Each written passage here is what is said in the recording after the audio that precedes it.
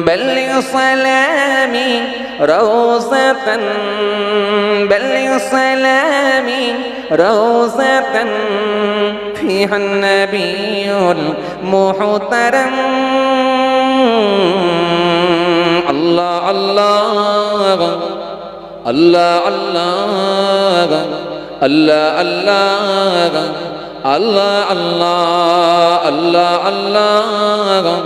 الله الله الله الله سبحان الله الله الله الله الله الله الله الله الله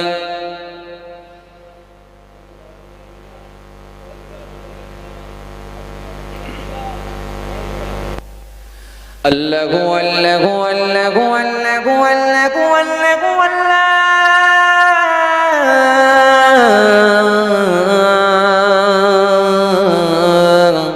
الله الله الله الله الله الله بلغ العلا بكماله كسبت جاه بجماله عصمت جميع خصاله صلوا عليه وآله الله الله الله الله الله الله سبحان الله لا إله إلا الله لا إله إلا الله لا إله إلا الله محمد رسول الله صلى الله عليه وسلم মাশাআল্লাহ। যেখানে ছিলাম, কোন জায়গায় ছিলাম যেন?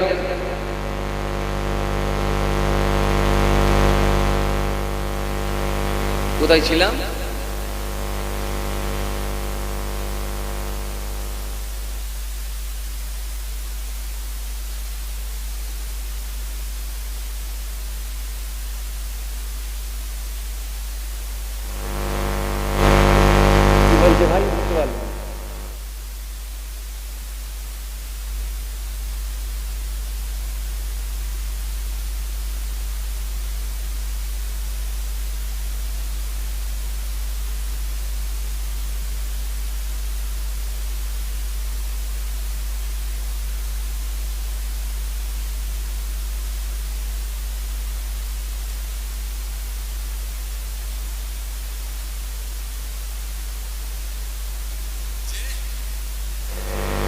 বুঝতে পারছেন? অত্যাচারে সীমা ছাড়িয়ে গেছে যখন আমার রব রেগে গিয়ে করোনা দিলেন তখন আমার রব রেগে গিয়ে করোনা দিলেন তখন একটা চামি গাছিলে পরে কি করবো? করোনা নিয়ে পড়ি কি গো, না লকডাউন নিয়ে পড়ি? হ্যাঁ, জামিন কাটিলে তো আগে পড়েছি, আর কি করবো পরে? যে তোমরা ভেবেছিলে পৃথিবীটা মোদের, যাকে ইচ্ছা তাকে মারব, কথা হবে কিসের? রব বললেন ওরে না, এটা আর হবে না। রব বললেন ওরে না, এটা আর হবে না। করোনা দিলাম আমি, কাউকে আর ছাড়বো না। করোনা দিলাম আমি, কাউকে আর ছাড়বো না। করোনা দিলাম আমি, কাউকে আর ছাড়বো না। করোনা দিলাম আমি, কাউকে আর ছাড়বো না। আল্লাহুম্মা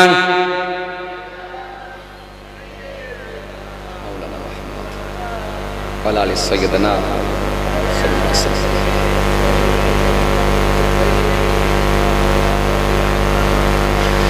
যাই দি ঘুমিয়ে তো এসে যাচ্ছে না, যে ঘুমিয়ে গেলে কাজ হয়।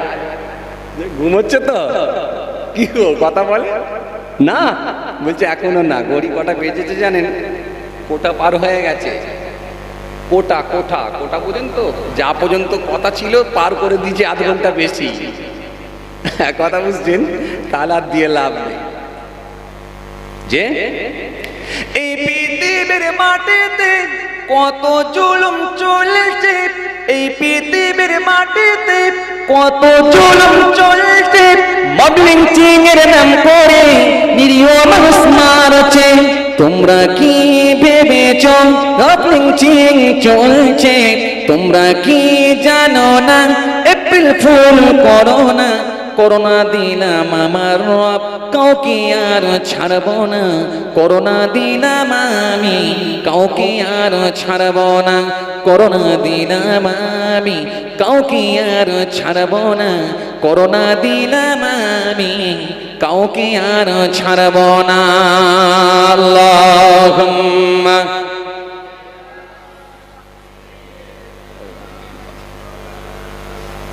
وعلى آله। কোথায় ছিলাম আমি? ছাগল খাবেন হুজুর? এবারে বলছে ছাগল ছাগল ছাগল নিয়ে সে এত দূর চলে এলাম। পাঁটা ধরেছিলাম, এই পাঁটা ধরেছিলাম, খাসি ধরেছিলাম, এই শুকর ধরেছিলাম, তাই না? এই শুকর ধরেছিলাম, খিঞ্জির, ফিতা কিরিমি, গোড়া কিরিমি, কেঁচো কিরিমি, 70টার মতো রোগ হবে। আজকে আমেরিকা, পাশ্চাত্য দেশ আমেরিকায় সব থেকে বেশি এই রোগে আক্রান্ত। 50% লোক আজকে এই রোগে আক্রান্ত হয়ে পড়েছে, কারণ শুকরের মাংস বেশি খায়। এই জন্য আজকের বিজ্ঞান বলে, স্বাস্থ্য বিজ্ঞান বলে, শুকরের মাংস তোমরা খেও না। কেঁচো কিরিমি হবে, ফিতা কিরিমি হবে। ফিতা কিরিমি হলে তোমাদের লিভারটা ড্যামেজ করে দেবে, লিভারটা খারাপ করে দেবে, ভেতরটা খেয়ে নেবে। এ তরুণিয়া নওজোয়ানেরা, যুবকেরা, হে আবার মুরব্বিয়ানেরা, শরীরে কিরিম তাহলে কোরআন বলল হারাম, খেও না। বাইবেল বলল খেও না, বিজ্ঞান বলে, সায়েন্স বলে খেও না। আল্লাহ বলছেন শোন শোন, তোদের বিজ্ঞান আজকে বলে খেও না, আমি আল্লাহ 1500 বছর আগে বলেছি আমার বান্দারা খেও না। ইসলাম যেগুলো আপনার জন্য ক্ষতিকারক সেগুলোকে ইসলাম বাধা দিয়েছে, আপত্তি করেছে, খবরদার করবি না। কথা বুঝতে পারছেন? এই জন্য ইসলাম সব আপনাকে শিখিয়ে দিয়েছে। হে তরুণেরা, জওয়ানেরা, হে যুবকেরা, আমার মুরব্বিয়ানেরা, শুনে রেখে দিন বাবা।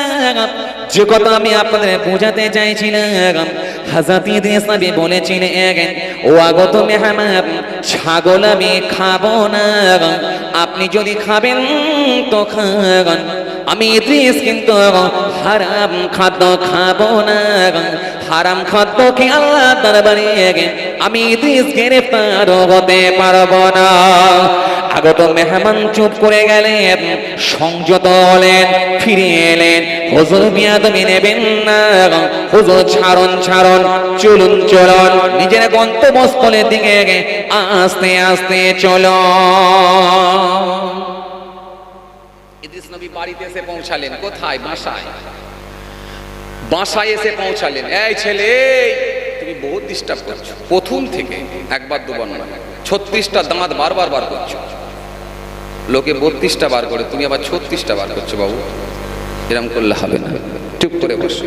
কি বলছিলাম বুঝলেন? হযরত ইদ্রিস নবী গন্তব্যস্থলে এসে পৌঁছালেন, সঙ্গে আগত মেহমান তিনিও এলেন। ইদ্রিস নবী মনে মনে ভাবলেন, আসল ব্যাপারটা কিছু একটা আছে। মনে আছে তো আপনাদের? সেই পূর্বে মনে আছে তো, যেখান থেকে ছেড়ে এলাম, মনে আছে তো? না ভুলে গেলেন? ঠিক আছে, মনে আছে। হযরত ইদ্রিস নবী মনে মনে ভাবলেন, গতকালকে রাত্রে খেলো না, সন্ধ্যায় খেলো না, আজকে সকালে খেলো না, সারাদিন খেলো না, হালাল খাদ্য খেতে চাইছে না, অথচ হারাম খাবে বলে লাফালাফি। ব্যাপারটা নিশ্চয় না খেয়ে কাল থেকে আছে, অথচ শরীর ঠিকই আছে, দুর্বল বলে কিছু বোঝা যাচ্ছে না, দুর্বল বলে কিছু অনুভব করতে পারছি না। আসলে ব্যাপার নিশ্চয় এর মধ্যে কিছু একটা রহস্য লুকিয়ে আছে। ইদ্রিস নবী বললেন, এই আগত মেহমান, একটু খুলে বলুন তো আপনি কে, সঠিক পরিচয়টা আপনার দেন। আল্লাহকে সাক্ষী রেখে সঠিক পরিচয়টা দেন। আগত মেহমান একটু মুচকি হেসে বলে, হুজুর বিয়াদবি নেবেন না, আমি দুনিয়ার কোনো সাধারণ মানুষ নন, আমি বললাম আল্লাহর ফেরেশতা হযরতে আজরাইল আলাইহিস সালাম। চলে বলবেন না, হুজুর আমি আজরাইল ফেরেশতা আপনার কাছে দাঁড়িয়ে আছি। আল্লাহ নবী হযরত ইদ্রিস নবী বললেন, ইয়া আজরাইল ফেরেশতা, তুমি আমার কাছে এসেছো, তাই বলি কেন খাও না? হযরত আজরাইল ফেরেশতা বলেন, বিয়াদবি নেবেন না, ফেরেশতাদের খাওয়া না, ফেরেশতাদের ঘুম না, ফেরেশতাদের পান করা না, সর্বসময় ফেরেশতারা আল্লাহর ইবাদতে মাশগুল থাকে। এজন্য আমি কাল থেকে খাই না, আজ পর্যন্ত কিছুই আমার খেতে লাগে না। হযরত ইদ্রিস নবী বলে, আজরাইল ফেরেশতা তাহলে হারাম খাদ্য কেন খাবে বলছিলেন? হযরত ইদ্রিস নবীকে আজরাইল ফেরেশতা বলেছিলেন, ওগো আল্লাহর নবী, আপনার সম্মান আল্লাহ বিরাট দিয়েছেন, হারাম খাদ্য খেতে বলার জন্য নয়, আমি হারাম খাদ্যটা আপনাকে দেখছিলাম টেস্ট করার জন্য। আপনি কত বড় মাপের নবী একটু দেখতে চাইছিলাম। বেশক আপনি আল্লাহ নবী, আল্লাহ আপনাকে কবুল করে নিয়েছে। পরীক্ষা করছিলাম, টেস্ট, অন্য কিছু নয়। আগত মেহমান বলছে, আজরাইল ফেরেশতা বলছে, হুজুর আপনার সঙ্গে আমার একটা কথা আছে। বলে কি কথা? বলে আপনার সঙ্গে আমি একটু বন্ধুত্ব, একটু রিলেশন তৈরি করতে চাই, বন্ধুত্ব স্থাপন করতে চাই। হুজুর আপনি যদি মেহেরবানি করে অনুমতি দিতেন, অনুমতি যদি দিতেন তাহলে আপনার সঙ্গে একটু বন্ধুত্ব রিলেশন তৈরি করতাম, বন্ধুত্ব স্থাপন করতাম, হুজুর যদি অনুমতি দিতেন। আগত মেহমান বলে, হুজুর আগত মেহমান আজরাইল ফেরেশতা যখন এই কথা বলেছে, হযরত ইদ্রিস আসলাম বললেন, এ আজরাইল ফেরেশতা, তুমি যদি আমার সঙ্গে বন্ধুত্ব স্থাপন করতে চাও তাহলে একটা কথা আছে। বলে কি কথা? বলে কথা হচ্ছে এখনই আমার একবার জান বের করো। বলে কি সর্বনাশ, জান কি বের করবো? বলে হ্যাঁ, একবার আমার জানটা বের করতে হবে। বলে আরে পৃথিবীতে সবাই বাঁচতে চায়, কেউ মরতে চায়? কথা বলে, কেউ মরতে চায়? মরতে চায় না। বাঁচার জন্য মানুষ ব্যাঙ্গালোর, চেন্নাই, অন্য রাজ্যে পর্যন্ত পাড়ি দেয়, অন্য দেশ পর্যন্ত চলে যায় বাঁচার জন্য, ট্রিটমেন্ট করার জন্য। অন্য দেশ ভিসা পাসপোর্ট লাগিয়ে অন্য দেশেও চলে যায় ট্রিটমেন্ট করার জন্য। বাঁচতে চাই মানুষ, আর আপনি মরতে চাইছেন, ব্যাপারটা কি?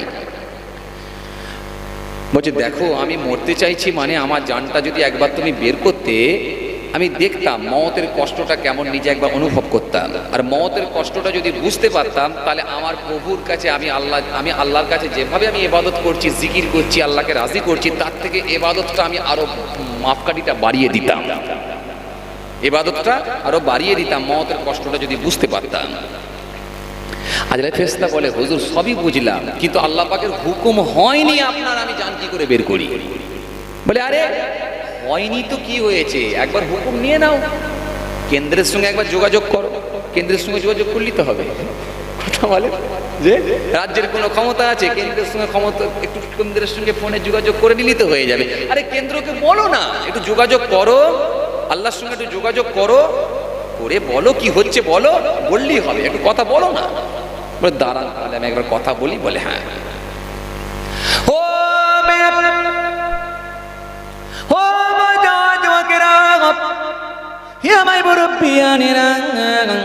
বাবারা শুনে এখানে যিনি এখানে হযরত আজরাইল ফেরেশতা সঙ্গে সঙ্গে থাকতে পারলেন না।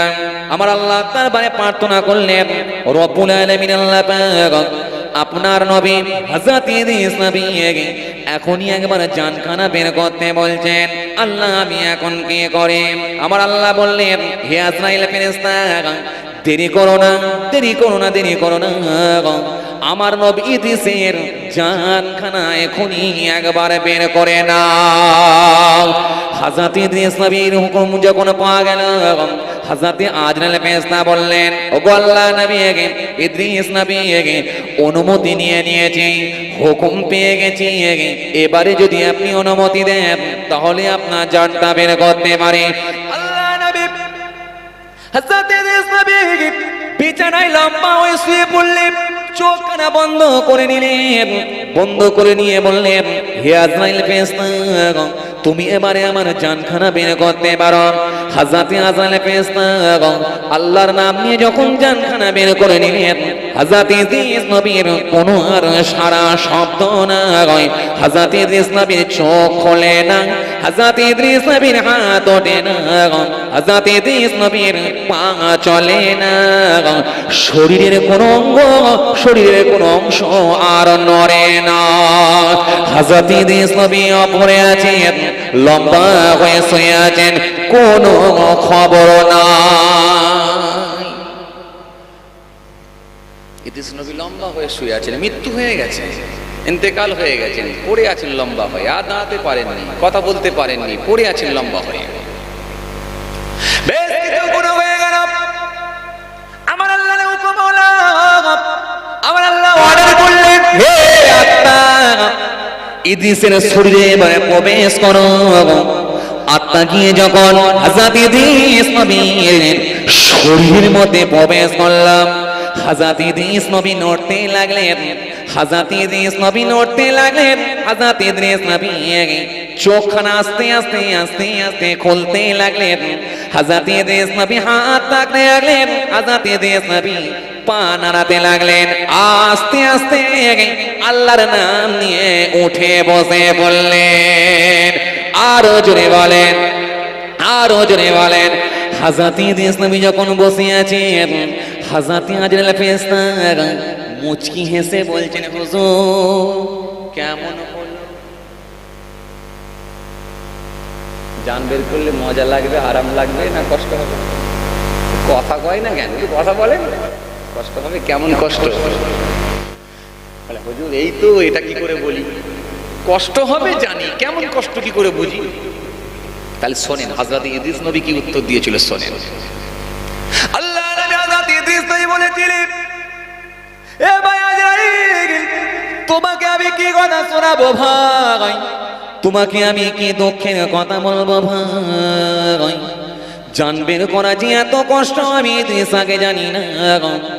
খোদার কসম করে বলি, যার কাছে আমি ইদ্রিসের জান আছে, আমি ইদ্রিস তোমাকে, যার হাতে আমি ইদ্রিসের জান, আমি খোদার কসম করে বলি, জানবেন করা কেমন কষ্ট জানো? জ্যান্ত মানুষের, জ্যান্ত জীবের শরীর থেকে যদি ছাল খুলে নেওয়া হয়, জ্যান্ত প্রাণীর শরীর থেকে যদি চামড়া ছাড়িয়ে নেওয়া হয়, মনে করুন একটা মানুষ দাঁড়িয়ে আছে, অথচ তার চামড়া ছাড়িয়ে নেওয়া হয়েছে। মনে করুন একটা ছাগল দাঁড়িয়ে আছে, জোর করে ধরে তার চামড়া ছাড়িয়ে নেওয়া হয়েছে। জ্যান্ত জীবের শরীর থেকে যদি চামড়া ছাড়িয়ে নেওয়া হয়, যে কষ্ট হয়, আমি ইদ্রিস বলি, মওতের কষ্টটা তার থেকে অনেক অনেক অনেক বেশি।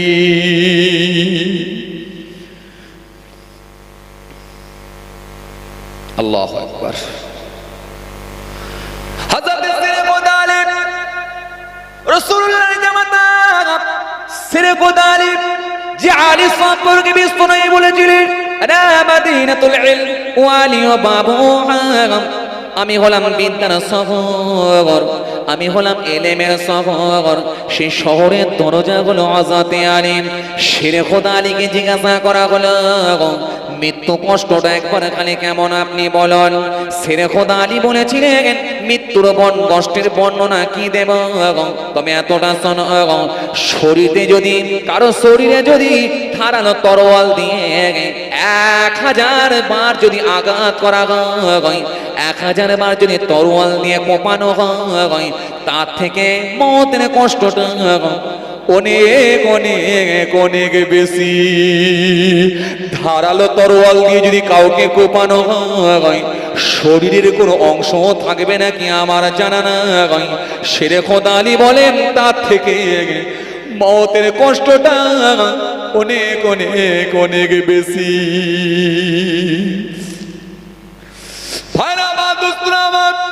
সেই মতকে আমরা তুচ্ছ মনে করি, সেই মতকে আমরা কোনো ব্যাপারই নয় মনে করি, এসেছি যেমন মরবো তেমন, এরকম ভাবে মনে করে উড়িয়ে দিয়ে মনে রাখবেন, যে মরেছে সে বুঝেছে, যে মরবে না সে এখনো বুঝতে পারবে না।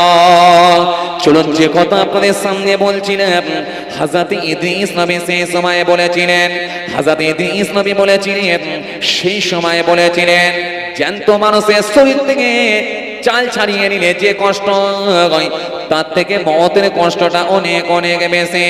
হযরত ইদ্রিস নবীকে আজরাইল ফেরেশতা বলেছিলেন, হুজুর বেয়াদবি নেবেন না, এবারে কি আপনার সঙ্গে আমার বন্ধুত্ব, আপনার সঙ্গে কি আমার রিলেশন বন্ধুত্ব এবারে কি তৈরি হতে পারে, বন্ধুত্ব স্থাপন করতে পারি।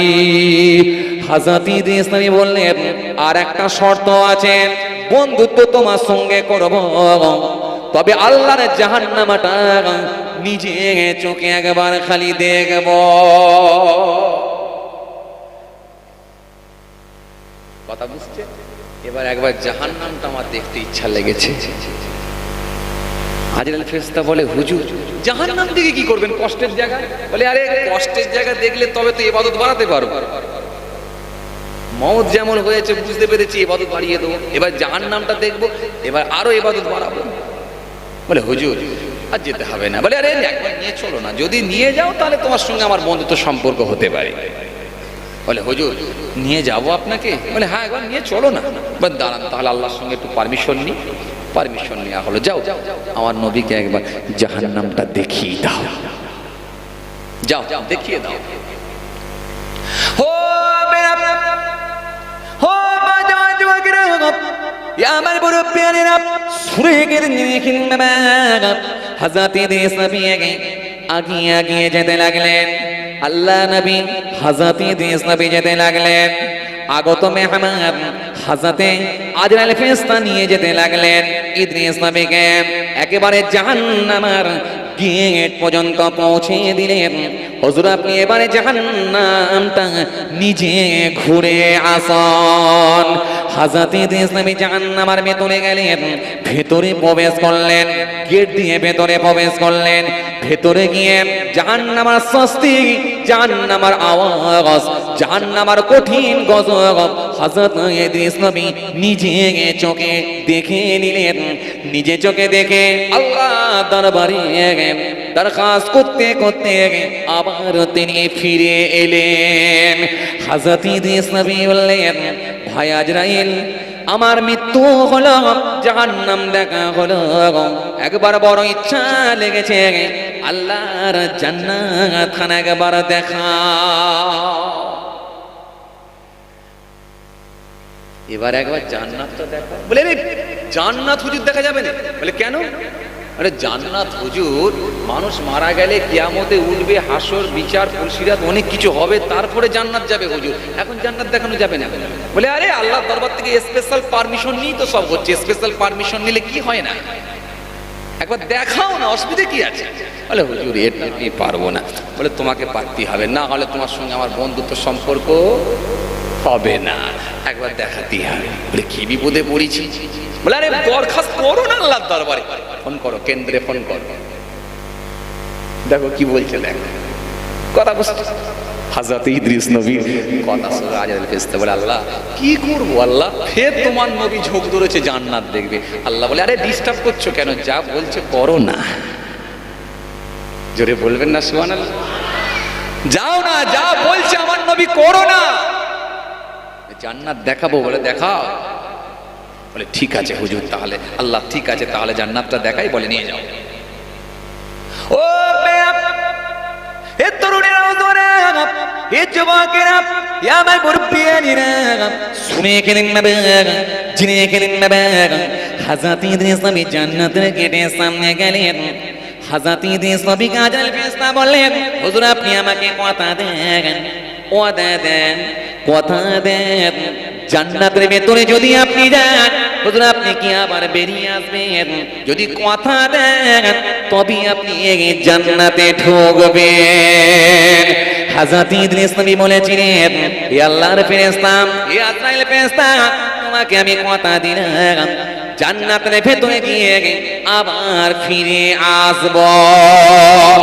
আরো জোরে বলেন, আরো জোরে বলেন।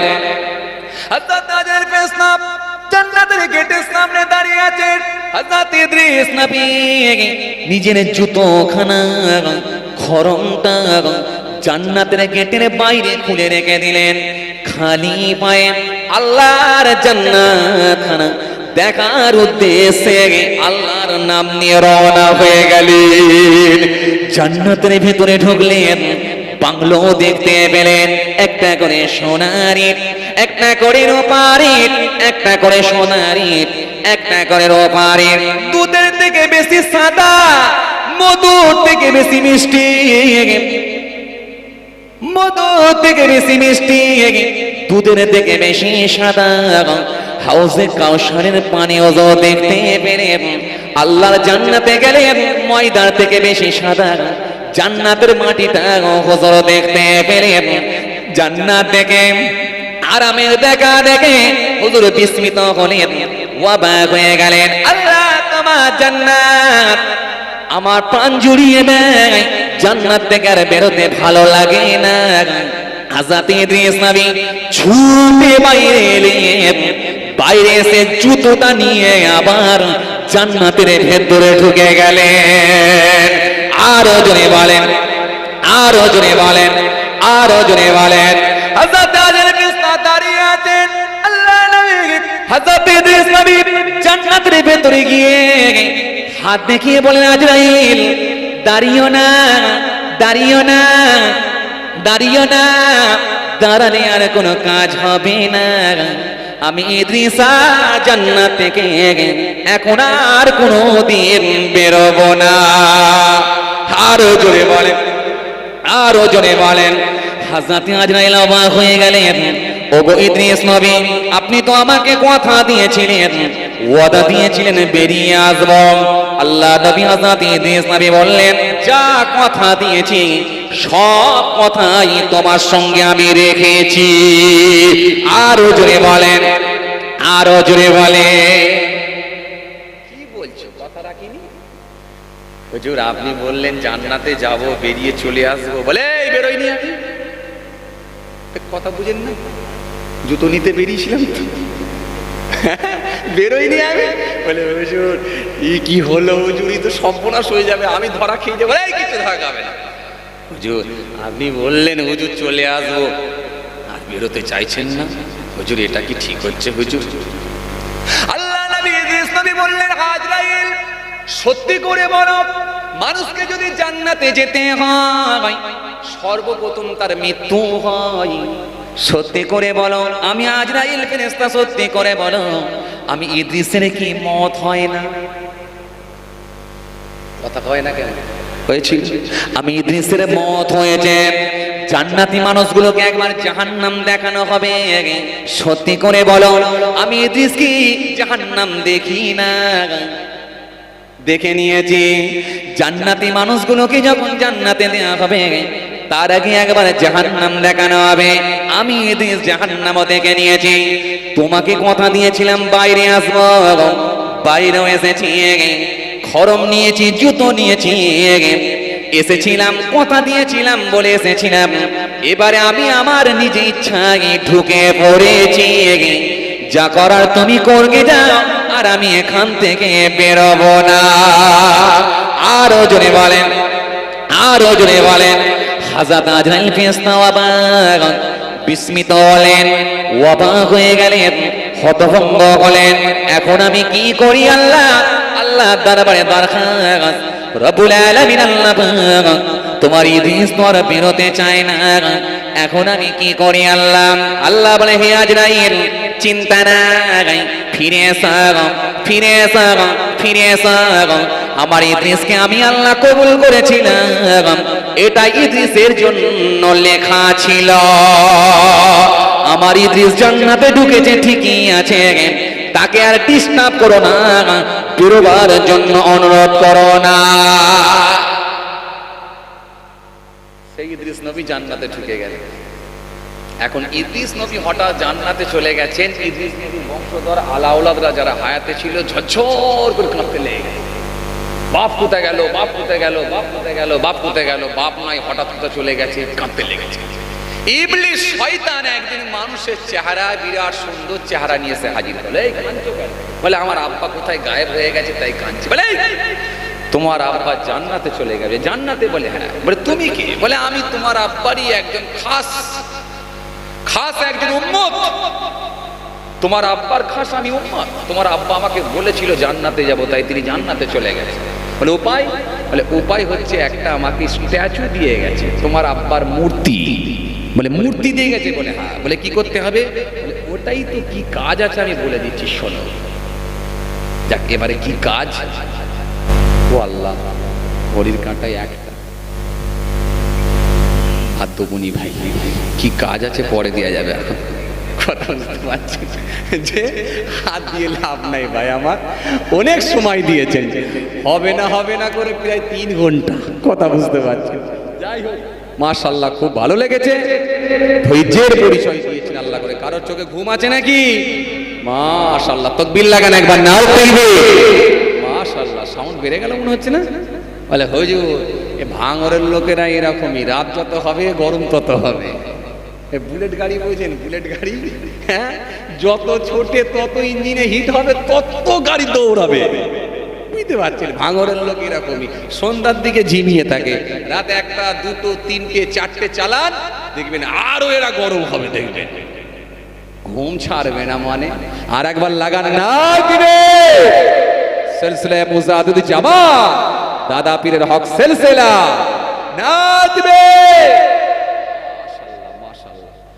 যাই হোক, অনেক সময় আল্লাহ করে আপনারা দিয়েছেন, আল্লাহ কবুল করেন, আল্লাহ কবুল করেন। মাশাআল্লাহ মাশাআল্লাহ। টিকে ডিজিটাল সাউন্ড ভাই ফোন করছে, কি বলছে ভাইজান দেখি? এই তো মাশাআল্লাহ, ঘন্টা মেরে দিয়েছি তো, যে এক্সট্রা 1 ঘন্টা দিয়ে দিয়েছি। যে অনেক হয়ে গেছে মাশাআল্লাহ। বাবাজি আমার ভাইরা, বিদায় নিলাম 1 ঘন্টা বেশি, মাশাআল্লাহ। হবে না করে অনেক সময় দিয়েছে, আল্লাহ কবুল করে। আমার জন্য দোয়া রাখবেন। তাবারও কিছু হয়েছে নাকি? রেডি করে ফেলেন, মাশাআল্লাহ। কারোর চোখে ঘুম নাই, আল্লাহ কবুল করেন। আসুন ছোট্ট করে দাঁড়িয়ে সালাম পাঠ করে বিদায় নেব। ইয়া নবী আল্লাহ।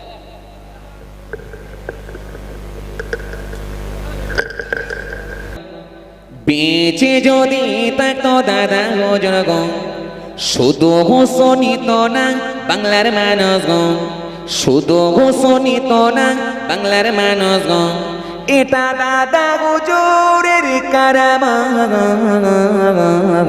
যিনি বাংলার মুজাদ্দিদ, যিনি বাংলার মুজাদ্দিদ, যিনি বাংলার মুজাদ্দিদ, যিনি বাংলার মুজাদ্দিদ। আল্লাহুম্মা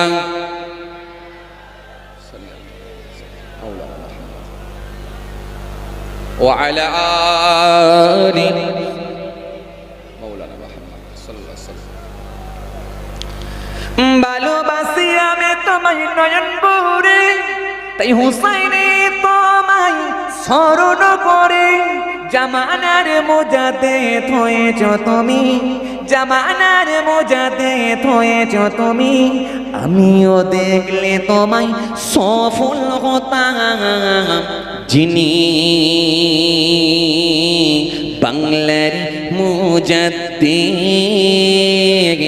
যিনি বাংলার মুজাদ্দিদ, যিনি বাংলার মুজাদ্দিদ, যিনি বাংলার মুজাদ্দিদ। বেঁচে যদি থাকতো দাদা হজরগণ, বেঁচে যদি থাকতো দাদা হজরগণ, শুধু শোনিত না বাংলার মানুষগণ, এটা দাদা হুজুরের কারামত, যিনি বাংলার মুজাদ্দিদ, যিনি বাংলার মুজাদ্দিদ, যিনি বাংলার মুজাদ্দিদ, যিনি বাংলার মুজাদ্দিদ। আল্লাহুম্মা